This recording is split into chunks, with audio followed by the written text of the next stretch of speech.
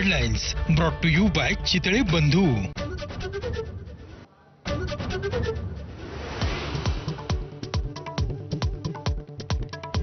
Force किती वापरला त्या आधारावरती गुन्हा दखलपात्र किंवा अदखलपात्र ठरतो. पोलीस योग्य कारवाई करतील. गायकवाड मारहाण प्रकरणी मुख्यमंत्री फडणवीसांचं स्पष्टीकरण.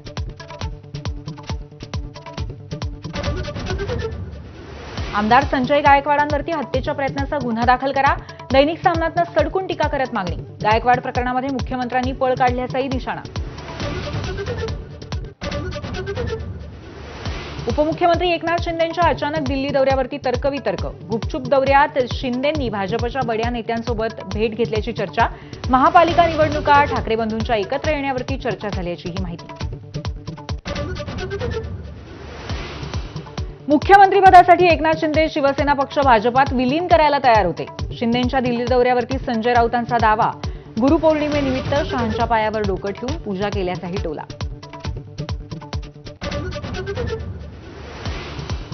जनसुरक्षा विधेयक विधानसभेत मंजूर. आज विधान परिषदेत सादर होण्याची शक्यता. विधेयकावरनं गोंधळ होण्याची दाट शक्यता. कायद्याचा दुरुपयोग होण्याची विरोधकांकडून भीती व्यक्त.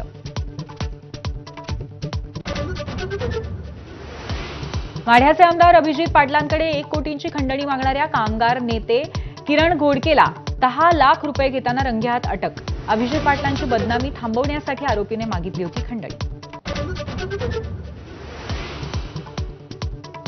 छत्रपती संभाजीनगरातील घोटाळा प्रकरणामध्ये धक्कादायक माहिती समोर. योजनेचा निधी मिळवण्यासाठी सरकारी अधिकाऱ्यांना पैसे द्यावे लागायचे. एबीपी माझाशी बोलताना एका संस्थाचालकाचा गंभीर आरोप.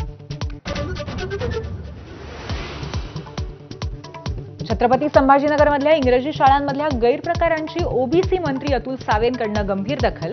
सुविधा न देणाऱ्या शाळांची मान्यता रद्द करणार. दिशाभूल करणाऱ्यांवरही कारवाईचा इशारा. आयपीएस अधिकारी विश्वास नांगरे पाटलांच्या एआय चेहऱ्याकडनं लाखो रुपये लुटले. डिजिटल अरेस्टची भीती दाखवून सेवानिवृत्त अधिकाऱ्याची फसवणूक. भाजप आमदार गोपीचंद पडळकरांकडनं विधान भवन परिसरामध्ये दूध भेसळीचा डेमो. भेसळीच्या विरोधामध्ये कडक कायदा करण्याची मागणी. सरकार तुमचं कारवाई न करता प्रात्यक्षिक काय दाखवताय. विजय वडेट्टीवारांची आगपाखड. शहापूर मासिक पाळी तपासणी प्रकरणी मुख्याध्यापिकेसह 4 जणांना न्यायालयीन कोठडी.